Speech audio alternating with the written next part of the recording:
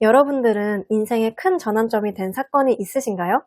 저는 많이 힘들었지만 지금 돌이켜보면 그 일 덕분에 지금의 단단한 내가 있구나 하는 사건이 있습니다. 저는 이 시간을 통해서 깊은 내적 성장을 하며 7가지 인생의 진리를 깨닫게 되었는데요. 오늘은 제가 학원 창업을 하게 된 계기와 함께 사회초년생 때 겪었던 인생 쓴맛 이야기를 해보려고 합니다. 학원에서 전임 강사로 일한 지 2년 정도가 된 어느 날 밤이었어요. 제 인생을 송두리째 바꾼 사건이 일어났습니다. 동료 강사랑 퇴근 후에 맥주 한 잔을 하고 대리기사를 불렀어요. 출발하자마자 200m 지점에서 사고가 일어났습니다. 차 대 차 사고였어요. 그 동네가 새벽에는 전멸등이 되는 곳이었는데 사거리에서 속도를 줄이지 않은 두 차량이 부딪힌 거죠. 저는 궁금하지 않았던 제 신차의 에어백 성능을 두 눈으로 확인하게 되었어요. 아주 잘 터지더라고요. 제가 조수석 뒷자리에 앉았었는데 상대편 차량이 조수석 쪽으로 돌진하는 바람에 제가 창문에 머리를 세게 부딪혔어요. 그 자리에서 바로 구급차에 실려갔습니다. 수업을 나갈 수 있는 상황이 아니니 원장님께 상황 설명을 드렸어요. 그런데 너무 충격적인 말을 하셔서 아직도 정확한 워딩이 기억나는데요. 저는 예전 학원에서 수술하고도 수액을 꽂고 수업을 했었는데 왜 선생님은 그렇게 못하세요? 선생님은 멘탈이 너무 약해 하시더라고요. 그러면서 오늘 수업을 못 나오면 그만두는 걸로 알겠다고 하셨습니다. 그래서 제가 어떻게 했을까요? 네, 드라마처럼 수액을 쫙 뽑은 건 아니고 병원에 퇴원하겠다 말씀드리고 잘 가누지도 못하는 몸을 이끌고 힘겹게 출근을 했습니다. 여러분, 근데 정말 이런 상황에서 저처럼 하시면 안 돼요. 굉장히 위험한 행동입니다. 내 목숨, 내 건강보다 중요한 건 없어요. 제가 이 교통사고 후유증으로 1년 3개월을 꼬박 병원 치료를 받으면서 정말 고생해봐서 아는데요. 교통사고 후유증 정말 오래 가고요. 당장은 괜찮아 보여도 증상이 며칠 뒤에 나올 수도 있어요. 그때는 저도 사회초년생이고 뭐가 옳고 그른지를 잘 판단하지 못했었어요. 원장님이 그렇게 말씀을 하시니 내가 나약한 거구나. 멘탈이 약하구나 하면서 자책만 했습니다. 움직이면 안 되는 몸을 움직이니 호흡곤란에 안면마비까지 오더라고요. 그리고 두통부터 시작해서 정말 온몸이 아팠습니다. 학원을 가긴 갔는데 당연히 수업할 수 있는 몸이 아니었죠. 그래서 2년 동안 애정을 쏟아 일하던 학원에서 잘렸습니다. 학원은 회사랑 달라서 대체 인력이 없어요. 그래서 이해가 아주 안 가는 건 아니었지만 나라면 이런 결정을 하지 않았을 텐데 하는 생각은 듭니다. 저에게 있어서 강사로서 성장할 수 있게 해준 학원이었고 저도 주인의식을 가지고 정성으로 일하던 곳이어서 이런 식으로 나가게 될 줄은 꿈에도 생각을 못했습니다. 저는 인정 욕구가 많은 편인데 평소에 원장님이 저를 굉장히 특별하게 생각하시는 것처럼 말씀을 하셔서 나는 여기에 뼈를 묻어야겠다 하면서 평생 직장이라고 생각을 했었어요. 그만큼 충성심이 컸던 거죠. 열정을 쏟았던 만큼 상실감도 컸고 저는 이 사건으로 회사는 나를 지켜주지 않는다는 아주 큰 교훈을 얻었습니다. 저는 정말 이 교통사고가 아니었으면 이 교훈을 피부로 와닿을 정도로 깨닫지는 못했을 거예요. 여러분, 정말 평생 직장은 없고요. 회사에서 이거 해줄게, 저거 해줄게 하면서 아무리 달콤한 말을 해도 회사는 절대 나를 책임져 주지 않습니다. 나를 지킬 수 있는 건 회사도 가족도 다른 무엇도 아닌 나 자신밖에 없어요. 처음에는 작은 병원에 입원을 했었는데 뇌 CT에서 뭐가 보인다는 거예요. 소견서를 써줄 테니 큰 병원으로 가보라고 하셔서 대학병원에 입원하게 됩니다. 뭘 먹을 수도 없을 정도로 어지럼증과 두통이 너무 심했고 이전 학원이 저를 해고하는 과정에서 있었던 트러블과 보험 처리 등으로 극심한 스트레스를 받는 상황이었어요. 그때 당시 만나던 남자친구가 있었는데요. 저의 힘든 시간을 함께 겪을 정도로 저를 사랑하지는 않았나 봐요. 입원한 지 한 달 정도 됐을 때 헤어지자고 하더라고요. 부모님께 소개해드릴 정도로 진지하게 만나던 사이였는데 저의 밝고 긍정적인 모습을 보고 저를 좋아하게 된 그에게는 제가 울고 우울해하는 그런 어두운 면을 지켜보는 게 힘들었나 봐요. 교통사고, 해고 통보, 그리고 이별까지. 지금 다시 생각해봐도 그때 정말 어떻게 버텼지? 할 정도로 몸도 마음도 힘든 시간이었어요. 너무 충격적인 일이 한꺼번에 터지니까 어떤 생각을 하게 되냐면요. 모든 화살을 저한테 돌리는 거예요. 교통사고가 난 것도 나 때문에 일어난 일 같고 학원에서 잘린 것도 내가 죽더라도 학원에서 수업하다 죽었어야 했나? 하는 생각만 들고요. 남자친구랑 헤어진 일도 내가 남자친구랑 전화할 때 너무 울었나? 아니면 병원에서 너무 아픈 모습으로 있어서 예쁜 모습을 보여주지 못해서 차인 건가? 하면서 이 상황에서 모든 원인과 잘못은 제가 한 것 같은 자기 혐오에 빠지게 되었어요. 깊은 우울증에 빠지며 제 자신이 너무 싫었는데요. 그런 부정적인 감정들이 돌고 돌아 다시 온전히 저에게 집중하는 시간을 가져보니 결국은 누구도 저의 고통이나 슬픔을 마음 깊이 이해해 줄 수 없더라고요. 이 모든 상황을 혼자 견디고 스스로 회복하고 오로지 홀로 극복하고 일어서야 한다는 것을 깨달았습니다. 인생은 결국 혼자인 것을요. 병원에 있으면서도 제가 마음 편히 회복에만 집중할 수 없었던 이유는요. 바로 할부 때문이었습니다. 그때는 자취한 지 얼마 안 돼서 큰 가전들도 할부로 구매를 했었고요. 차도 4년 풀할부로 구매를 했었어요. 그때 당시 학원에서 6개월마다 올려주겠다고 약속한 금액도 있었고 그 학원을 그만두게 될 거라는 생각 자체를 못했던 거죠.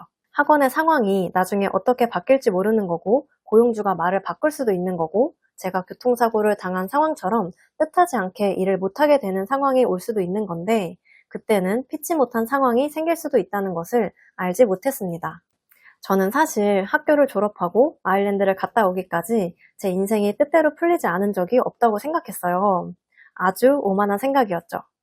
그래서 사람 일은 어떻게 될지 모른다는 어른들의 말씀을 이해하지 못했었습니다.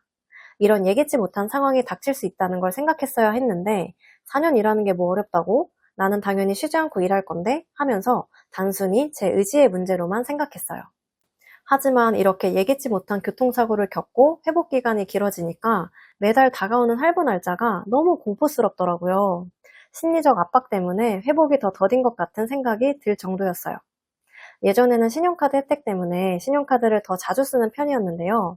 이 이후로는 신용카드는 거의 사용하지 않고 있습니다. 이 사고 덕분에 사람 일은 어떻게 될지 모르니 무턱대고 할부하지 말자는 아주 큰 교훈을 얻었습니다. 할부, 정말 무서운 녀석입니다. 퇴원을 하고 조금이나마 일상생활을 할 정도가 되었어요. 백수인 제게 남은 건 갚지 못한 할부 빚밖에 없었습니다. 취직을 해야 하는데 아직은 8시간 동안 수업할 정도의 몸 상태가 아니었고 일주일에 3-4번씩 통원 치료도 받아야 해서 학원 근무는 어려운 상황이었어요. 그래도 굶어 죽을 순 없잖아요. 제가 생각한 방법은 개인 과외였습니다. 과외는 제가 원하는 요일과 시간에 시간표를 짤 수 있으니까요. 그런데 문제는 과외는 학벌이 중요하다는 점이었어요. 학원은 그 학원만의 시스템과 명성을 보고 가는 경우가 대부분인데 과외는 입소문이나 소개를 받지 않는 이상 신뢰를 얻을 수 있는 방법이 선생님의 학벌밖에 없잖아요. 학벌에 메리트가 없는 저는 시작부터 막막하긴 했지만 내 몸이 건강해지기만 한다면 나머지는 제 의지의 문제라고 생각했습니다. 저는 제가 과외 시장에서 불리할 걸 알고 있었기 때문에 처음부터 마냥 기다리고 있지만은 않았어요. 적극적으로 홍보를 해야겠다 해서 과외 사이트에서 일일이 쪽지를 보내기 시작했습니다. 운이 좋게도 저의 첫 과외생 학부모님이 2주간 저에게 맡겨보시고 만족도가 높으셨나 봐요. 적극적으로 홍보를 해주셔서 한 달 정도 되었을 때 이미 그 동네에 소문이 잘 나서 제가 생각했던 시간표가 마감되었습니다. 첫 과외생의 성장 과정을 포트폴리오로 잘 만들어서 블로그에도 포스팅을 했었는데 블로그 홍보까지 더해져서 대기가 10손가락이 넘을 정도였어요. 제가 세미나에서 만났던 몇몇 원장님들이 개인 과외로 시드 학생을 모아서 교습소로 데리고 나가는 방법을 많이들 생각하세요.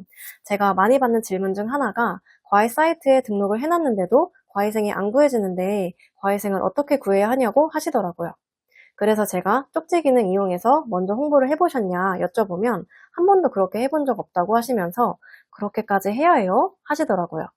제가 바닥부터 시작을 해보니까요. 모든 건 의지의 문제더라고요. 내 몸 건강하고 살아남고자 하는 의지만 있다면 못할 건 없습니다. 옛 속담에 친구 따라 강남 간다는 말이 있잖아요. 제가 이 말을 언제 체감했냐면요. 제가 딱 친구 영향으로 학원을 차리게 된 케이스예요. 저는 사실 이 교통사고가 있기 전까지 학원을 차려야겠다는 생각을 단 한 번도 해본 적이 없었어요. 그런데 제 친구 중에서 태권도 사범을 하는 친구가 있었는데 그 친구는 언젠가 독립을 해서 태권도장을 차리는 게 꿈이었습니다. 만나면 항상 태권도장 이름은 뭘로 할지, 어떻게 운영하고 싶은지 그런 것들만 이야기했었어요. 저는 그때까지만 해도 아 그렇구나 하면서 이야기를 들어주는 게 다였고 저와는 다른 세상 이야기를 하는 것 같았어요. 그런데 교통사고를 겪으며 나를 안정적으로 지켜줄 것 같았던 직장이 사라지니까 나도 그럼 그 친구처럼 학원을 한번 차려볼까 하는 생각이 들더라고요. 그 친구의 영향으로 과외 학생들을 데리고 나와서 이렇게 교습소를 차리게 되었습니다. 아마 이 친구의 존재가 없었다면 저는 내 거를 해야겠다는 생각 자체를 평생 못했을 거예요.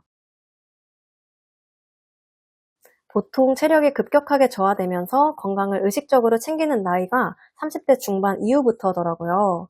그런데 저는 이렇게 한번 크게 아프니까 건강하지 않으면 돈도 젊음도 아무 소용없다는 것을 깨달았어요.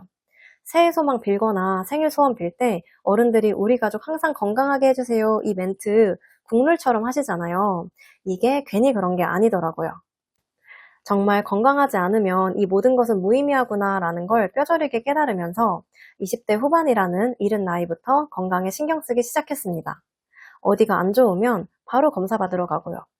또 한 가지 속상한 점은 이때 이후로 체력 회복이 이전처럼 안 되더라고요. 그래서 근육도 살도 많이 빠졌는데요. 그래서 일할 때 절대 무리하지 않고 제 체력에 맞게 일을 하고요. 스트레스 관리도 잘하면서 건강하게 생활하려고 노력하고 있습니다. 건강 또한 제가 이렇게 아파보지 않았다면 절대 소중함을 깨닫지 못했을 거예요. 저에게 있어서 교통사고 사건의 가장 큰 교훈이자 자산은요, 감사함을 온몸의 피부로, 진심으로 느낄 수 있게 된 점입니다. 병원에 있는 동안 뇌병동에 입원해 있었는데요. 같은 병실에 계시는 분들 대부분은 대소변을 스스로 하실 수 없는 분들이셨고, 식사도 호스로 하시는 분들이었어요. 내가 평범한 일상을 보내는 동안 이분들은 여기 계시면서 병마와 싸우고 계셨구나 하는 생각이 들었습니다. 내가 지루해하고 남들보다 특별하지 않다며 따분해하던 일상이 너무나 귀하고 소중한 하루였다는 것을 깨달았어요. 이때 이후로는 아무 일도 일어나지 않은 아주 고요하고 조용한, 어쩔 때는 지루하기도 한 저의 하루가 진심으로 감사했습니다. 아무 일도 일어나지 않아서 감사하다. 오늘도 평범한 일상을 보내서 감사하다 하는 생각을 하게 되었습니다. 저는 다른 그 어떤 깨달음보다 그저 내 삶은 감사 그 자체였다는 걸 깨달은 것이 너무나 감사합니다. 두두님들의 인생의 전환점은 무엇인가요? 이 영상을 보시는 분들도 인생에 힘든 시기가 있으셨겠죠? 하지만 외상 후 성장이 잘 되면 힘들었던 경험이 나의 걸음이 되어 더 빛나는 사람으로 만들어주는 것 같아요. 혹시라도 지금 어렵고 힘든 일을 겪고 계신다면 지금 당장은 힘들겠지만 먼 훗날의 나는 조금 더 성장한 모습일 거라는 말씀과 용기를 드리고 싶습니다.